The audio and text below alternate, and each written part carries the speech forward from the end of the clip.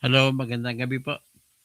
Pag-usapan natin sa ngayon itong sinampang reklamong petition for certiorari ng mga grupo ni Atty. Israelito Turion, mga taga Mindanao na lawyers, kasama si Dean James Reserva, si Attorney Delgra, laban sa impeachment proceedings na nangyayari ngayon laban kay Sara Duterte. Nais nilang patigilin ang proseso ng impeachment sapagkat ito po ay lumabas na po sa pamantayan ng tamang batas. Ang laman po ng kanilang ito po ang kanilang full contents, ang ilang kanilang mga impeachment na hindi ko rin nabasa pero at least nakakuha ako ng tinatawag na source kung saan dito pinakita kung ano ang laman ng kanilang petition. Ang laman po ng petition nila ay sinabi rito, sinampa kanina. Ang mga nagreklamo ay si Attorney Israelito P. Torion, kasama niya si Attorney Rizzy Angeli Rizada Nolasco, kasama niya si as taxpayers and citizens. Kasama niya rin dyan kita ko na si Attorney James Reserva. Sino pang iba?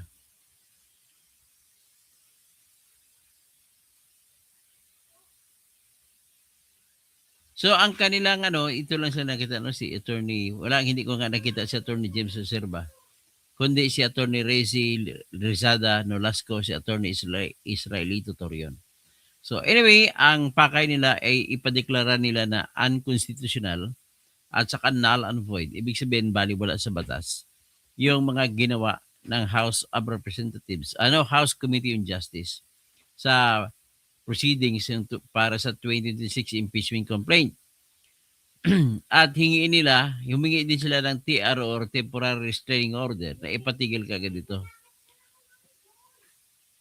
At ayon sa kanila ay parang nangingisda na lamang ito ng ebidensya ng fishing expedition at para ipatigil na rin. No? Ang argumento nila, ang committee ay pinababaan nila yung standard ng constitutional threshold o di kaya standard ng constitution para sa impeachment.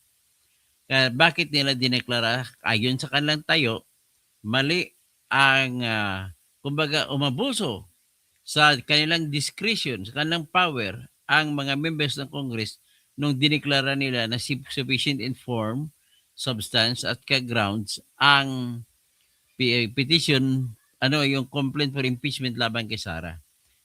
Despite the fact na klarong-klaro ang mga depekto ng reklamo. If conducted, subpoena-driven hearings and evidentiary proceedings ay nagpapakita na lumampas na sila sa kanilang trabaho. Ang trabaho nila ay hindi para maghanap ng ebidensya para laban sa vice presidente dahil ang ginawa nila ay sila na mismo ang gumawa ng trabaho dapat ng complainant. Ang complainant wala nang ginawa eh. Yung mga nagreklamo. Ang nagreklamo rito, kulang-kulang yung kanilang reklamo sa totoo lang. So, kaya parang nangingisda sila sa dagat, naghahanap ng isda sa dagat. So, very broad ang pag-explore nila. Kumbaga, lumalabas na yung mga nagreklamo ay nagsampa ng reklamo na kulang ang ebidensya. Walang parang kayo ay isang tao na nagreklamo sa piskal na nagreklamo halimbawa ng rape. Kulang ka naman, wala ka naman ebidensya na kumbaga ang babae na ni-rape halimbawa napatay. So paano ngayon ba mapatunayan ang rape? So kailangan wala namang testigo ang rape. So kailangan unang-una ang premise diyan dapat mayroong tinatawag na medical certificate na halimbawa virgin pa babae naging hindi na virgin. O halimbawa merong tinatawag na sperm cell sa loob ng babae nang makita. So kailangan may sperm cell meron kang makukuha na testingan sa DNA ng sperm cell na yon. Tapos suspect sa halimbawa yung isang lalaki, pangalan niya halimbawa si Cesar. Tapos, ang gusto mo mangyari, utusan ng piskalya si Cesar na mag-submit ng kanyang DNA para i-compare dun sa DNA ng ang sperm cell or semen na nakuha dun sa kuha ng babae sa puwerta. So, parang gano'n ang sistema. Wala kang sa tinatawag na DNA testing, pero suspetsa mo lang ay para siyang nag-rape, ay gano'n ang nangyari. So, umasa ka na tutulungan ka ng piskalya. So, ito naman, umasa na tulungan sila ng Committee on Justice. Kita mo ang lahat nag-motion na humingi ng mga order para ipalabas yung mga SALN, lahat-lahat yan, dami-dami. Mga record sa negosyo ni Sara Duterte, tapos inutusan pang mayor, ang abogado na gumawa ng mga trabahong yon, bawal yon. Kasi unang-una, bawal po ang sikreto sa gitna ng abogado at kliyente na alamin. Ang tawag diyan ay lawyer client relationship secrets. Ang sinumang tao na maglabag sa lawyer client secrets ay pwedeng pwedeng ikukulong sa ilalim ng revised penal code. So ang inargumento din nila na double standard. Iba yung standard kay President Marcos, kahit na kumpleto ang pagkabanggit ng mga detalye laban kay Marcos para ma-impeach si Marcos, ay binasura. Pero pagdating kay Sara, kulang-kulang pagkabanggit ng mga reklamo, maraming kulang. Halimbawa, paano niya ninakaw ang confidential fund. Wala namang paglampas na ng pagbigay ng resibo ng Merigis Piatos, wala na. Wala nang kwento na nilagay kung paano nilustay ni Sara ang confidential fund. So, ibig sabihin talagang kulang ang akusasyon. Kulang ang mga pagkabanggit. Pero, inakyat pa rin ang kaso. At saka, pagdating naman doon na naakyat na, nagpalabas pa, sino pa nanghingi ng mga dokumento? Imbes na trabaho yon ang paghingi, trabaho ng nagreklamo, ang naghingi yung mismo congressman, si Chel Jokno, si Terry Redon, grabe sila. So, ibig sabihin, hindi pa nila alam kung ano nangyari. Tapos, ito mamaya siguro mayroon akong i-vlog tungkol naman kay Jinky Luistro. So anyway, ito muna pag-usapan natin. At sinabi nito, the context of this new filing comes amid renewed 2026 impeachment efforts. Multiple complaints were filed in early 2026, February, from Makabayan, Tindig Pilipinas, Akbayan, liberal groups, religious leaders, and others. The House Committee on Justice had already ruled some of them sufficient in substance and grounds, ordered BP Duterte to file an answer and began hearings. Nag-umpisa na hearing. The petition builds on the group's previous action in GR number 278353 and 278359, the 2025 cases. But it is separate a new petition focused on the current House proceedings in the 20th Congress. As of now, March 27, afternoon, the Supreme Court has not yet issued any order on the petition. So kapapile pa lang kanina. Critics such as some House members and lawyers like Attorney Redon have questioned the petitioner's legal standing. Absolutely no legal personality.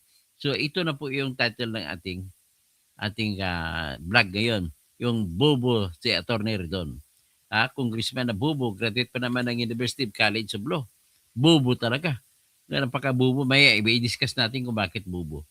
So the full text of the petition is not yet publicly uploaded on the Supreme Court website. So anyway, pag ma-upload ito, bubuksan natin at alamin natin kung paano at i-discuss natin ang tuluyan. Pero sa ngayon po, ang ating diskusyon ay limitado lamang po sa yung reaksyon ni Attorney Torion na napakabubo talaga na abogado. Unang-una, nais ko lang sabihin, ang kanyang pagsabi na hindi daw, mali daw yung petition, sabi ni Torion, ay hindi daw pwede magsampa yung mga abogadong yun na mga taga Mindanao. Sapagkat daw, si Sara Duterte lang daw pwede magsampa ng kaso. Ngayon, ang sabi naman ni Attorney Torion, graduate ng University College of Law, estudyante siya ni Archie Guevara. Isa ring bubong UP College of Law graduate na professor. Kasama lang sila ni Attorney Ligutan, Virgil, Mando Virgil Ligutan, ay isang bubo rin na abogado na graduate ng UP. So, pinapalabas ng UP talaga, binabayaran namin, taxpayer po kami, ako, nagbabayad tayo ng buwis para isweldo sa mga profesor sa UP.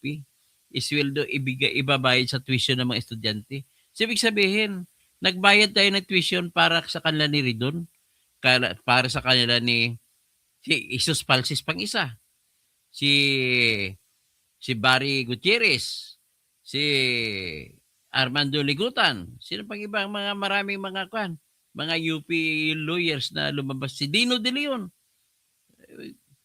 Mga putya naman kayo, nakakahiya kayo. Sana ipakita nyo na ang bayad namin sa buwis namin na ginamit sa pagpaaral sa inyo, dapat ipakita ninyo ang galing ninyo. Ang problema, ang galing ninyo ay sinusukat nyo kung sino tutulungan nyo. Sa inyong sa tingin, ay dahil kaaway niyo, galit na galit kayo sa mga Duterte, ay doon na kayo lumalabas. Ang inyo, tinutulungan nyo, ididiin si Sara kahit nasa tama na si Sara. Wala kayong kwenta mga abogado. O ito, ang katwiran ni Attorney Ridon, hindi daw pwede magsampa ng kaso sila ni Attorney Torion tsaka grupo niya sapagkat daw hindi man sila si Sara Duterte. Ang kanyang katwiran, walang legal standing. Ginagamit kasi namin salita ang legal standing, hindi ka interested party. Mr. Ridon, ayon sa balita, ginamit nila ni Attorney Torion na katwiran yung kung bakit sila may karapatan na magsampa ng kasong petition for certiorari ay sapagkat sila po ay taxpayer, nagbabayad ng buwis. Ngayon, sabi naman ni Attorney Torion kanina, hindi naman daw ito nag-involve sa buwis itong impeachment. Hoy, ang bubo mo naman na abogado, bubo pa na congressman. Hindi daw nag-involve sa pera ng gobyerno? Di ba sa tuwing hearing ninyo, gumagasta kayo ng pera ng gobyerno? Yung mismo pagkain nyo lang dyan, mismo yung kape nyo lang dyan, gumagasta ang gobyerno. So hindi na dapat ituloy yan. Tapos lahat pa ng mga testigo dyan, gumagasta kasi may mga allowance pa kayo dyan. So, nung nakaraang impeachment sa kay Corona, ang laki po, 2 million ang binabayad sa kada isang prosecutor na public prosecutor pa yan wala pang bayad sa mga private lawyers.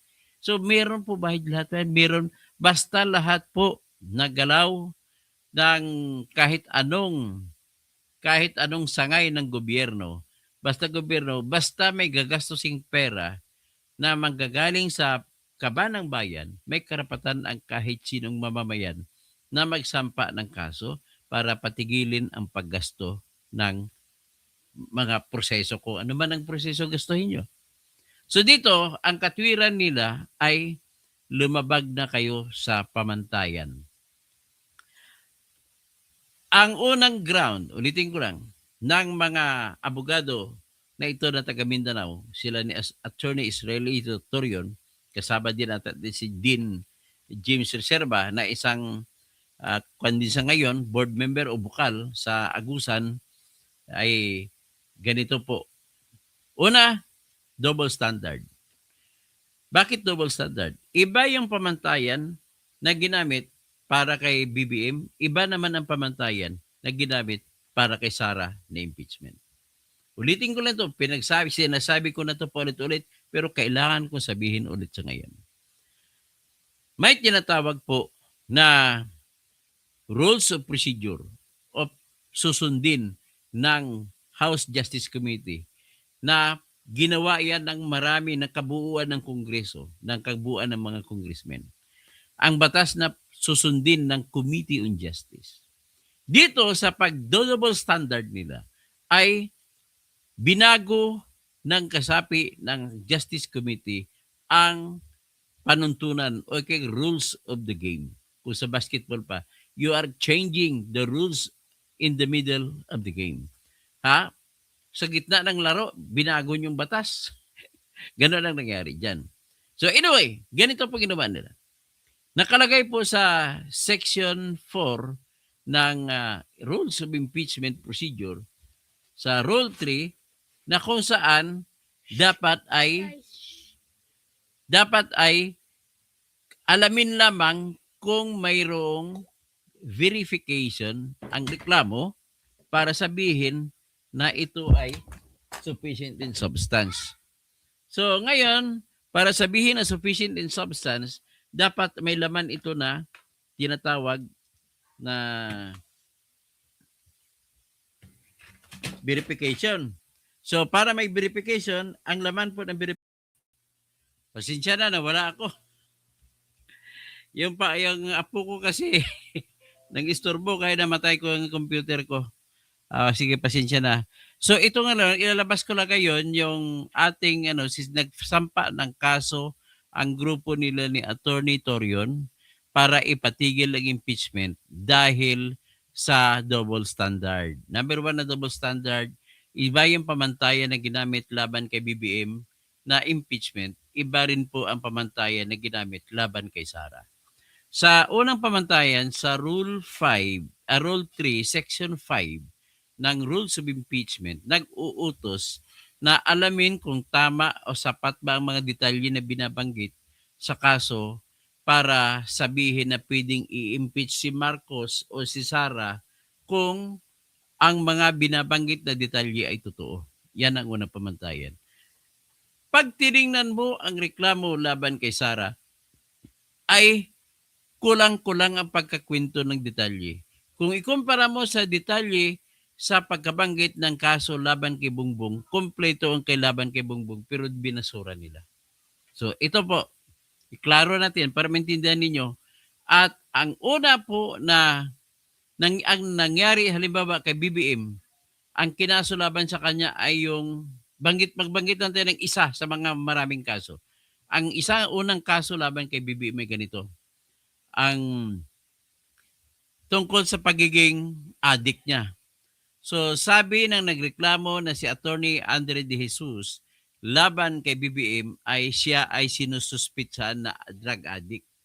Number 1. Number 2, ang kanyang kapatid na si Amy Marcos ay umattend o dumalo sa rally ng Iglesia ni Cristo. Number 3, sa pagdalo niya sa Iglesia ni Cristo rally ay nilahad ni Amy na siya ay nanunumpa, marubdob na nagsalita na ang kanyang kapatid ay adik. Number 4, si Amy ay kapatid at personal na alam niya ang katauhan ni BBM. Kaya mataas ang uri ng ebidensya kay Amy Marcos. Anyway, sinabi lang mataas ang uri ng ebidensya. At sinabi rin na iyan pong mga binanggit ni Amy Marcos ay naglagay po sa duda sa katauhan ni Bongbong Marcos. Number 5. Number 6, kahit na may duda na, hindi pa rin siya nagpa-hair follicle test. Number 7, kailangan ang isang presidente ng Pilipinas ay hindi lalabag sa kahit anong batas. Number 8, may batas ang Pilipinas na tinatawag na Republic Act 9165 na kung saan sa Section 15 ay nag-uutos na ikulong ang sinumang naghihit-hit ng illegal na droga. So, with that, sapat ang pagbanggit ng detalye laban kay Bongbong sa kanyang impeachment. May iba pang mga grounds for impeachment na sinasabi. Okay, pero binasura. Pero sa utos ng Section 5, kapag nabanggit ang lahat ng detalye, sapat na para i-impeach ay pasado na dapat. So in other words, kung pagbuto-butuhan Manila, yun ay binigyan lamang sila ng pagkakataon na tingnan at magbigay ng desisyon. At kung bumuto sila ng kontra, ay lalabag sila ngayon sa kanilang sumpa bilang congressman sapagkat ang nature, ang ibig sabihin ng nature yung katotohanan sa mga tanong ay isang mga tanong na nasasagot sa pamamagitan ng pagtingin lamang sa mukha ng detalye. Sa mukha ng detalye ay sapat na. So ibig sabihin, wala pong power, walang discretion ang mga congressmen na magsabi na walang substance ang reklamong impeachment laban kay Bongbong Marcos. Pero sa reklamo naman laban kay Sara Duterte, ito naman po ang nangyari. Nagbanggit ng kaso, halimbawa, banggitin lang natin yung isa sa maraming kaso, banggitin na lang natin yung pinakapopular, yung confidential fund. Nagbanggit sila na si Sara Duterte ay humingi ng confidential fund kay Bongbong Marcos at si Bongbong Marcos naman at may pundo pa siya sa ilalim na tinatag ng contingency or tawag contingency fund. Ibig sabihin contingency fund ay budget niya sa mga biglaan na pangangailangan o mga bagay na hindi na-expect nung panahon nung ginawa ang budget. So may pera si Bongbong Marcos doon. Kaya binigyan niya si Sara Duterte ng 125 million. At binigay, pangatlong salita, binigay noong December 21, 2022. Tapos pang-apat na salita, kinuha ni Sara sa land bank ang pera. Gamit ang kanyang mga tauhan sa intelligence bureau nila sa kanilang kay Colonel Lieutenant Colonel Dante Lacheca tsaka kay Lieutenant Colonel Dennis Nolasco. So ngayon, dinala na pera at ibinigay ng cashier ng Office of the Vice President tsaka Office of the Secretary ng Department of Education ang pera doon kay Colonel Nolasco tsaka kay Colonel Lacheca. Pagkatapos doon ay nagbigay ng pruweba o mga resibo kung paano ginasta sa binigay ng mga tao ang sila ni Colonel Lacheca sa si Colonel Nolasco. At ito ay sinumiti ni Sara Duterte sa Commission on Audit. So, sinumiti niya na mga resibo ng mga Mary Grace Piatos at saka marami pang ibang mga fictitious na pangalan. So, ito naman, ganun lang ang pagkabanggit. Wala silang binanggit na detalye kung paano napunta sa bulsa ni Sara. Kasi kailangan, dapat mo na sasabihin nila, halimbawa, pagkabigay ng pera kay Colonel Nolasco at Colonel Lacheca, ito ay binigay naman ni Colonel Nolasco at Colonel Lacheca kay Sara. At nang binigay kay Sara, kanyang dineposito sa kanyang sariling bangko o di kaya kanyang nilagay sa kanyang vault o di kaya binulsa ni Sara. Dapat yung mga detalye na yan ay idadagdag mo doon para malaman kung talagang ninakaw ni Sara. So, ang kanila lamang po nilagay sa reklamo laban kay Sara, wala po yun mga detalye kung paano. Kundi nagdirekta na lamang sila sabihin, ninakaw ni Sara Duterte. Conclusion. So, conclusion, hindi sapat. Pero, inaprubahan pa rin ng Kongreso ng mga sila sa Section 5 basis nila ni Luistro. So, ayun, umusad na lang kay Sara, ang kay BBM, natapo na. So, ibig sabihin, yun palang double standard na. So, iyan ang unang reklamo nila ni Attorney Torion, si Attorney Dilgra, at saka si Attorney or Dean James Reserva. So, pagkatapos ng kay Sara ang ginawa, ay binitbit pa doon sa hearing na kung saan pinasubmit siya ng sagot at sumagot siya, pero sinasabi nila ni Luistro, ang sagot daw ay hindi sapat. Kung ini-expect nila, dapat sinagot na punto por punto ang akusasyon. Sinagot naman sila ng mga abogado ni Sara Duterte, yung Fortune Narvasa Salazar na mga abogado na law firm, at saka kasama si Attorney Michael Puwa at si Attorney Monsayak na nagsasabi, wala po kaming sasagutin kasi wala namang binabanggit ko anong kaso. Kulang-kulang nga. So paano mo ngayon sasagutin yung confidential fund na issue? Kasi wala namang binanggit ang detalye kung paano nabulsa. So, tahimik ka na lang. Unang-una, kung magtatahimik ka, kung akong abogado ni Sara, hindi na lang ako magbabanggit. Kung iangat ninyo ang kaso sa Senado, dito na lang tayo maglaban-laban. Ganun ho kasimple. So, ibig sabihin, Ang kasunod na ginawa nila sa Section 7 ay sabi nila meron na daw sufficient grounds. Pag grounds na tinawag mo, yun mismo ground ng impeachment na yan eh. Tapos, kumuistan pa nga si Paulo Marcoleta, anak ni Senator Marcoleta. At hiniya ni Luistro si Paulo Marcoleta. At ang sinabi ni Luistro, kasi nagtanong si Marcoleta, sabi niya, I thought, Madam Chair, itong matagal na rin, narami na rin impeachment proceedings na daluhan ko rito. Ako po ay chief of staff dito sa isang senado kasi chief of staff siya ng kanyang tatay. Wala po ang alam kung meron ng sufficiency in form tsaka sufficiency in substance. Wala pa yung sufficiency in grounds. Which is tama naman si Marcoleta, pero hiniya sa ni Jinky Luistro at binasahan siya ni Luistro ng Section 7. Pero nakalagay, kung basahin mo talaga, analisahin mo na maigi ang Section 7, sa first paragraph niya nagsasabi, titingnan kung ang aligasyon ng sufficient in grounds ay sapat ba. Aligasyon ang tinitingnan kung sapat ang aligasyon. Ibig sabihin aligasyon, yung pagkabanggit ng reklamo. Dito naman, tinitingnan on the basis of kung anong binabanggit na ebidensya meron. Sabi niya, meron kaming testigo. Aming testigo dito, ganito, si ganito. Ang aming mga dokumento kami na magsuporta sa aming akusasyon. Dapat ganun titignan. Ang ginawa nila ni Luistro, hindi sila nakatingin sa ganun. Basta ka nagbuto-butuhan na sila, direkta, na hindi man lang sinuri ang mga bawat ebidensya ng nagreklamo laban kay Sara. Basta bumuto na lang sila bigla na meron ng sufficiency in allegations of the grounds for impeachment. Yun. Diretso na. Tapos ang kasunod na hearing nila noong March 25 ay sila ng mga congressmen ang humingi ng mga ebidensya na utos na ipasabpina. Ipasabpina yung Commission on Audit.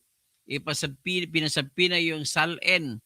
Pinasabpina pa yung mga abogado ni Sara Duterte na gumawa ng kanyang SALN. Pinasabpina pa si attorney Michael Pua na magtitistigo daw siya. Bir mo, labag sa sa batas, na labag kasi na magiging testigo ang abogado sa kanyang kliyente. So wala na mag-aabog pagkukuha ng abogado kapag labagin natin yan. Kasi inuutos ng Supreme Court yan, dapat lahat manalig kayo sa inyong abogado. So sino pa ngayon sasalig sa inyong abogado? Kung ang abogado pala, alam mo, minsan ipatawag ng korte. Hindi po pwede. So ito naman, ang dami-daming pinatawag nila ng mga ebidensya. Lahat po sabpina. Pati si Madriaga, tinawag nila, pinatawag nila. So ibig sabihin, ano ba ang meron ito? Tama ba ito? Kung ako ang tanongin nyo, sagot ko, hindi na tama, lumabag na po. Kaya yan ang isa sa mga argumento ng mga abogado nito nila ni Attorney Israel Tutorion. Ang hinahanap nila doon ay maglagay tayo ng boundary. Ano ba ang trial? Ano ba yung hearing? Yung hearing ninyo ay pakailan parang piskalya kayo. At kung parang piskal kayo, dapat patas kayo. Hindi kayo pabor sa umaakusa at hindi rin kayo pabor sa inaakusa. Dito ang inaakusa si Sara Duterte. Ang umaakusa itong mga grupo ng mga nila niligutan.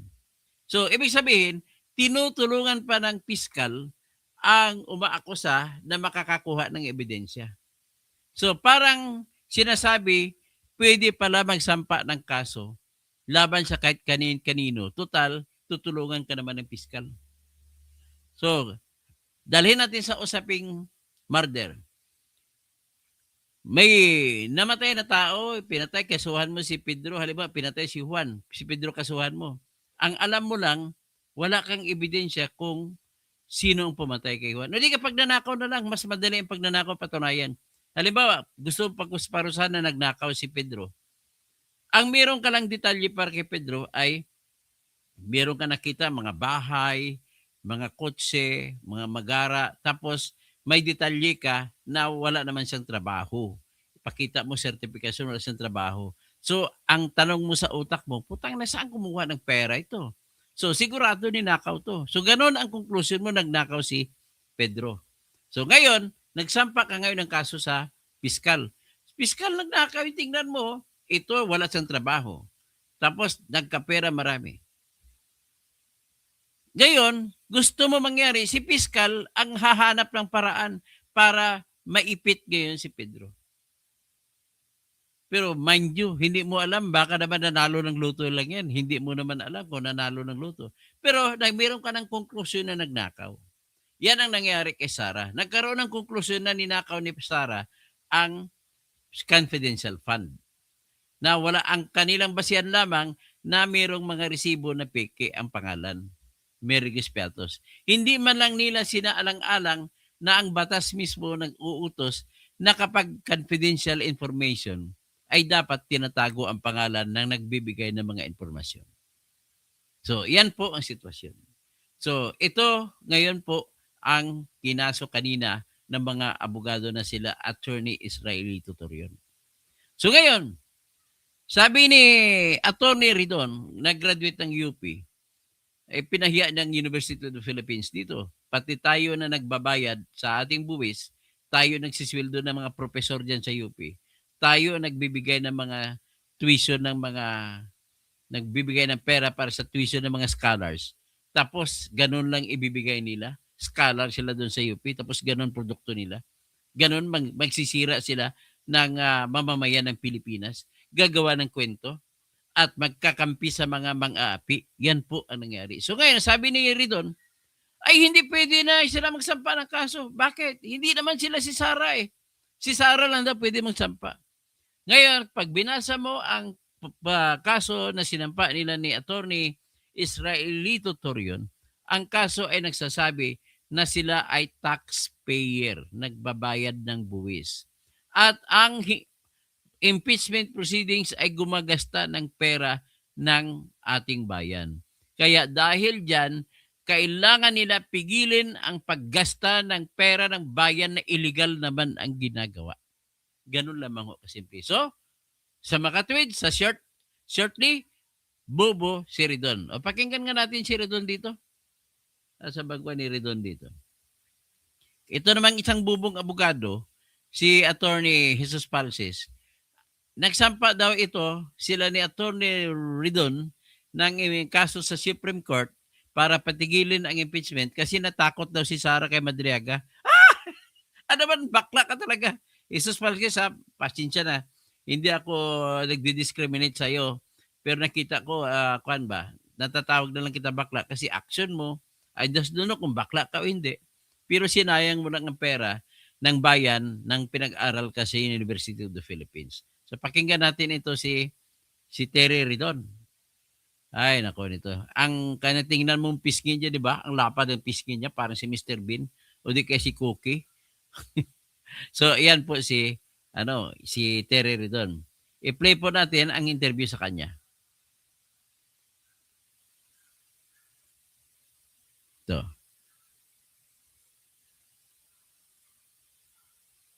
Alin ba dito? Dali lang. Ito po yun. Yan. Ito na.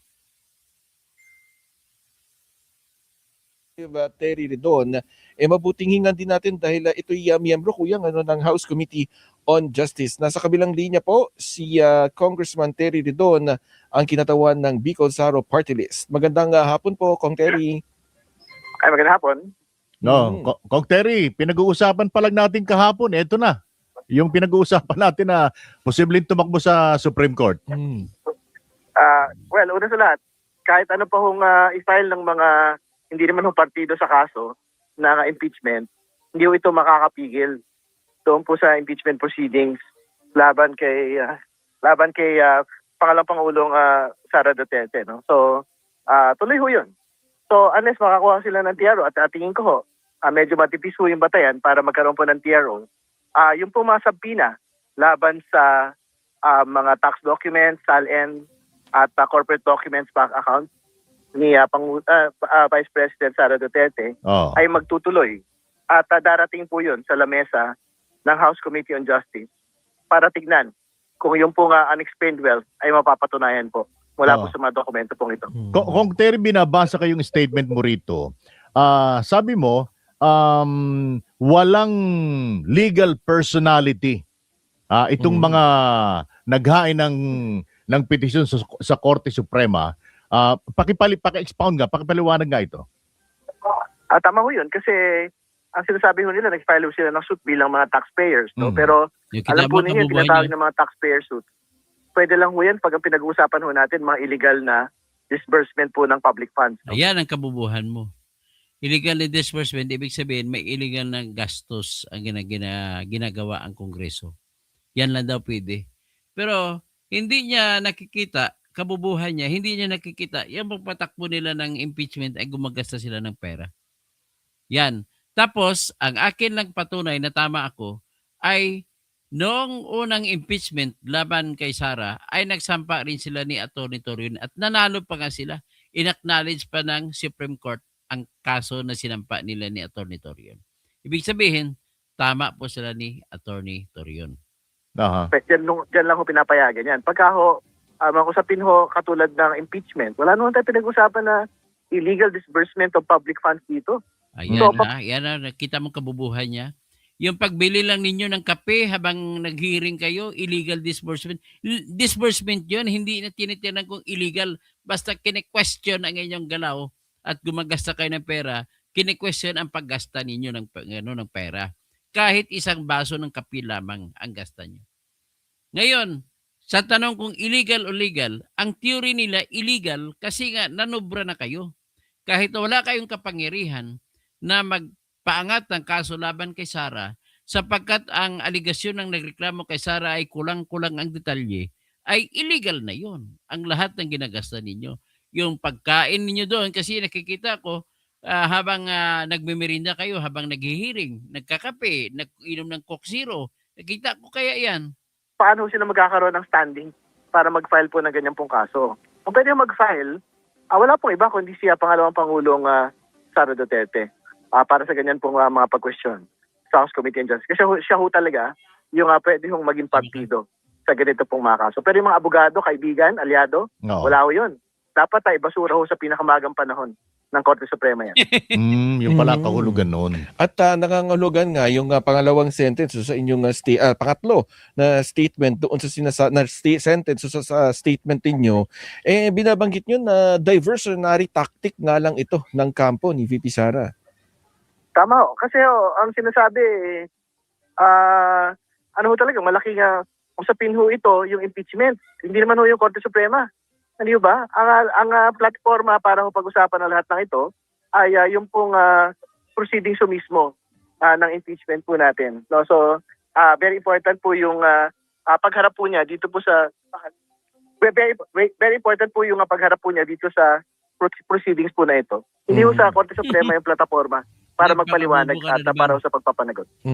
Dito sa statement mo, meron lang kaming gustong linawin. May pagkakaiba ba yung usapin ng illegal disbursement of public funds doon sa isa sa nakalaman doon sa complaint na misuse of confidential funds? Hindi ho yan. Yung usapin ho ng disbursement of public funds, yung usapin po talaga ng yung proceedings mismo ang pinag-usapan. Oo. Hindi ba? Kung ang pinag-usapan natin halimbawa dito, yung pagpupondo ho ng gobyerno sa mga items po ng kaniyang budget, wala ho tayong debate ron. Okay. Pero pagka ho ang pinag-usapan ay yung pong proceedings mismo na wala akong kinalaman sa paggastos ho ng pondo ng bayan, katulad ng impeachment, paano ka magkakaroon ng basis no, para ho tumindig bilang petitioner po dito. So, dapat ho talaga ibasura yan sa pinakamagang panahon. At kamusta po ang sentimiento ng komite? Kayo po ba ay maninindigan na itutuloy ninyo yung inyong mandato na sinisiguro ng Korte Suprema? Well, tuloy ho yan hanggang dulo. Kaya sinasabi ho natin, ang mandato ng Korte ng Konstitusyon at ng ating pong rules, pwede ho magkaroon ng mga pagdinig. At kasama ho sa kapangyarihan ng pagdinig, yung kapangyarihan po mag-issue ng mga subpoena. Subpoena ho doon sa mga COA reports on the misuse of confidential funds. Subpoena ho doon sa pagbabanta laban sa Pangulo. At subpoena ho doon sa mga tax record salin ng pangalawang Pangulo at ng kanya pong mister at ng kanila pong mga kumpanya. Hindi naman kayo nawawalan ng gana na ito na naman ng kampo ni BP Sara, tumakbo na naman sa halip na sagutin yung mga dapat sagutin. Tumakbo na naman at naghanap ng kakampi sa Korte Suprema. Paano naman kung kami mawala ng gana? Inaantay nga ho namin yung bloodbath eh. Yan ho yung sinabi ng pangalawang Pangulo sa impeachment nung nakaraan. kaso nga, So, wala paano nga eh. paano ho magkakaroon ng bloodbath kung punta ho ng punta sa Korte Suprema Mm. para ho doon sa isang kapangyarihan na within the exclusive power po ng Kongreso mismo. Ay. Wala ka naman nakikitang possible na naging issue last year na nagkaroon ng judicial overreach ang Supreme Court sa usapin ngayon ng pagtakbo ulit nila sa Korte Suprema. Well, ano po yun, medyo nakakatuwa na nga ho yung kampo ho ng pangalawang Pangulo kasi noong nakaraan, nagpunta ho sila sa Korte Suprema dahil sobrang nagmamadali ang Kongreso raw. Mm. Di ba? Ngayon naman ho na sobrang nag-iingat at nagmamabagal ang Kongreso dahil ayaw niya ho magkaroon ng... Style mo lang sobrang nag-iingat. Mali-mali nga kayo, Cookie. O ito, pakita ko ngayon sa inyo para lalabas ako yung ebidensya na tinanggap ng Supreme Court ang kaso nila ni Attorney Torion yung nakaraang kaso. Saan ba 'yun? Ito po yan, Supreme Court. O ang pangalan, Attorney Israelito Torion, Attorney Martin Dilgra, Attorney James Reserva, Attorney Hilary Olga M. Reserva, at tapos Melchor Kitain, Luna Maria Dominic Acosta. Yan po, ba't tinanggap naman? Kupal talaga to si bubo ka talaga, Ridon. Napakabubo mo talaga. Isauli mo ang pera na ginastas namin sa iyo pagpaaral sa UP. Wala ka naman pala natutunan. Bubo mo talaga. O sige, hindiyan na lang po, no? At kunting tawag lang kasi na-out pa nga ako kanina. Yan ang aking apo. Na galaw ang aking computer kaya nawala kanina. So, Sunny, good PM. Si Dennis Boying Dator, good evening, Attorney Toto, watching here in Sorala, South Cotabato. O maayong gabi sa mga taga Sorala. O ara maayong gabi da sa akon nga hinablos nga board member sang South Cotabato nga si Alicia Nicole Causing Labordo, future lawyer. So mga next year makukuha siya ng bar exam. Larry MD, ikaw ang bubo, ulol kang kalbo ka. Marvel Malabad, nasaan na yung sinabi ni Inday na bloodbath? Wala kang magagawa dyan kasi paano mag-bloodbath? Kung gumawa ng paglabag sa batas ang mga member ng House of Committee on Justice, wala kang magagawa. Siyempre, call na lang naman ang decision diyang abogado ni Sara.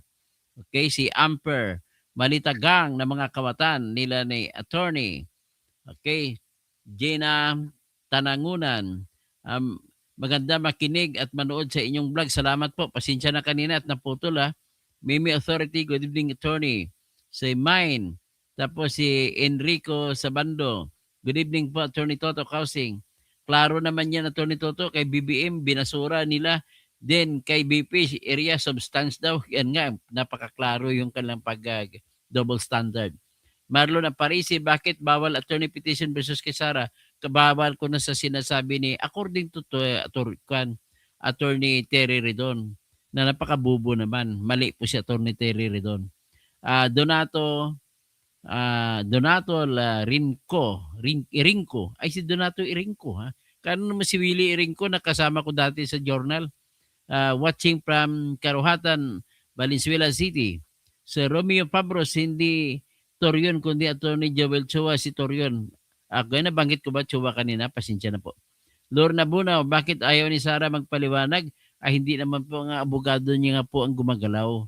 Kasi ayaw ng abogado niya na mahayaan na lang na hindi na nagbabiolate o naglalabag ang mga kasapi ng House of Representatives sa pangunguna ni Jinky Lucaret Tuestro at saka ni Terry Cookie Ridon.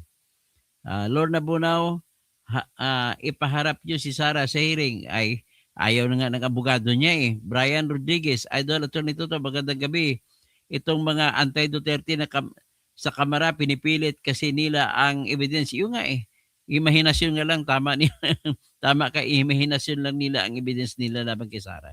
Si Darlene Narvino, Si Dayan, Lorna Bunaw. Ma'am, may abogado siya, di ba? That's her right. Fulgencio Rosete, Malita King and Queen, takot kay BP Sara. Kangaroo Court, sabi naman ni Alan Maranan. Si Marlon Aparisi, anong talino mo, ang talino mo talagang attorney. Wala na ako masabi. Salamat po. Ryan Wong, yan ang attorney rito na sinibak ni PR. Kung para sinibak pala to sa Philippine Presidential Commission on the Urban Poor. Sinibak isa si attorney Terry Ridon kasi 7 beses na nag-abroad, panay gastos. Kurap pala talaga ito si attorney Terry Ridon. Si Alan Maranan, sinit lang may kapangyarihan dyan. O tama talaga, sinit lang ang may kapangyarihan magpalabas sa sa Sabina. Nais kong banggitin ang aking tayo dito, position ko sa impeachment. Kapag sabpina para sa kaso sa impeachment, wala pong karapatan magsabpina ang House of Representatives. Hanggang ano lang yan sila. Ang subpoena power na hanggang sa investigation in aid of legislation lang yun. Pero sa kaso, wala po silang karapatang ganun. Tanging Senate Impeachment Court lamang ang pwede magpalabas ng tinatawag na subpoena. So, Sir Sid, good evening, Brad. Toto, more power. Ay, good evening, Brad. Let's be friends. Mga Alcotans, magandang gabi po. Alan Maranan, political persecution lang yan para divert ang nakaw ng congressman.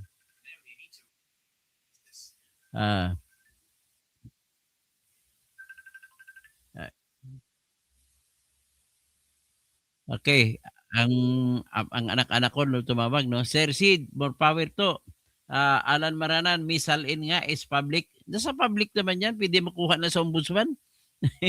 Alan Maranan, abogado nga. Darlene Arbina, matalino ka pa dyan, attorney kay Ridon. Peter Paul Pai, hantay ka lang, Koke. No gamer, makikita nga, di ba? Alam ng tao kay Sara, nakikita na puro mga chichiwara ang pangalan. Marlon Aparici.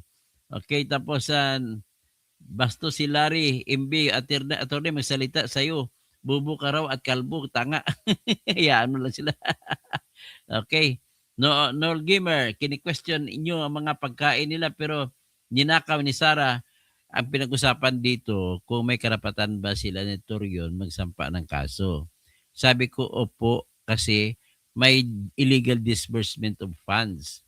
So, nagpundo, may gastos bawat inom ng kape, inom ng Coke Zero, inom ng Pepsi Max. Yan po ay illegal disbursement of public funds. So, okay? So, Chicken Pooper, si Cookie, the Wonder Boy, Mr. RG Sachs, iyak yan si Ridon pag may TRO na. Leonard Brosas, maupay nga gabi sa mga waray-waray sa Leyte, sa Samar, ag biliran. Mga bugto ko, mga waray-waray. Leonard Brosas, insufficient in form and substance na, di ba? Bakit, di ba pa pagbutuhan, dapat hindi nga pinagbubutuhan yan kasi objective yan. Trabaho na, ang tawag dyan sa trabaho ay ministerial job. You can just look at it. You can see it is white, it's white. It's black, it's black. Hindi po yan malalim. Mga issue na malalim ang dapat malalim na pag-iisip ang dapat gamitin para malalaman mo. Hindi. Sa mukha pa lang, alam mo na kung nababanggit ang lahat ng detalye. Tapos, Jesus Ladisla, wala kayong solid evidence pero pinagpipilitan nyo ang gusto nyo. Kuha na lang mag-explain. O, ang kuha nga, binigyan siya ng unqualified clearance si Sara. So, ano ibig sabihin unqualified? Makinig po kayo kay Attorney Harold Despicio. Tapos, si soothing and meditation. Kasalanan lahat ni Trump yan. Kaya dapat impeach si Trump. Anong kinalaman ni Trump dito? Domingo Dones, kayong mga kumakampi sa VP, ninyong yan, magsama-sama, doon na kayo tumira sa China. Bakit tumira sa China? Ang mga salita niyan, Doming Dones, yan ang salita ng mga bubo na Pilipino. Okay? Kasalanan. Tapos Randy Rex Navarro, salamat po sa mga katulad ng pagpaliwanag, attorney. Leonard Brosas, Joey Gonzalez, mayong gabi, Attorney Toto from Santo Niño, South Cotabato. Sa mga taga Santo Niño dira, mayong gabi sa inyo tanan.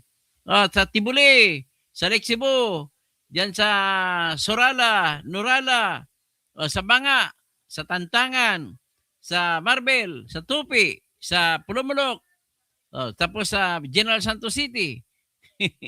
So, Leonard Brosas, trabaho ba nila mag-sabpina? Hindi po. Dapat Senado lang yun. Philip Dennis Tan. Kahit ako ayoko mag-appear kung ang ebidensya nila ay puro aligasyon lang. Leonard Brosas, katoto. Wala sa complaint ng salin na sinasabi. Hindi ka nabanggit ang salin eh. Tapos, tumutulong, imbis ang papel nila ni Ridon ay patas, hindi sila naging patas. Kinakampihan lang nagrereklamo. Tapos dapat patas kayo tumingin para hindi kayo naka-offend sa mga taong walang kasalanan. Tapos Ronald B. Itong mga tanggol kay BBM, bayaran ito. Tapos sina pa Leonard Besas, sa totoo lang, like father, like son ang nangyari sa tatay, asawa at mga Romualdez, may mga pakana sa lahat. Ganun nga. So, Leonard Brosas, ikaw rin doon ang sinasabi ni BP Sara na bloodbath sa trial na yan. Letsi ka. Ronel, Sir Toto, sa palagay nyo ba na nasa Senado na? Sa Senado na lang yung impeachment. Inaantay nga ni Sara, sa Senado na lang nila ilagay. Kung gusto na, iakit na Senado, doon magbakbakan, doon magblatbat. So, good evening, Sir Toto. Marlon Aparisi, sana ito na may balik ng lisensya mo pagka-abogado mo. Sige, makabalik din yan. Majomo Dali, hindi ang abogado Steridon, walang alam yan. Abogado po siya, graduate na siya sa University of the Philippines. Pero parang school bukol university, no? Parang kaklase ni estudyante siya ni Tuta Soto sa Wanbol University. So magandang gabi po sa inyong lahat. Pasensya na lang sa naputol kanina. So Rosa de los Reyes, yung mga trolls na yan, mga lagad yan ni Enzo, Bunyog at Bloodcaster. Nakakahiya yung mga vlogcaster kanina. Balay yung mo. Natatakot si Sara dyan. Kabubuhan po lahat yung binabanggit nyo eh. Mahilig kayo magmarites eh. Hindi kayo bumabase sa batas. Hindi kayo bumabase sa katotohanan. Kaya marites vloggers ang tawag ko sa inyo na Inso eh. Pares lang kayo, wala kayong pinag-iba kay Christian Isguera. Wala rin pinag-iba kay Ronald Llamas. Okay. So, Alon Berases, magandang gabi po. Tapos, Jai, isa po kayo sa 10 attorney ni Sara. Hindi po ako abogado ni Sara. Magandang gabi po sa inyo mga kababayan ko. Si Jerlyn Patawig, ikaw na nga yung disbarred.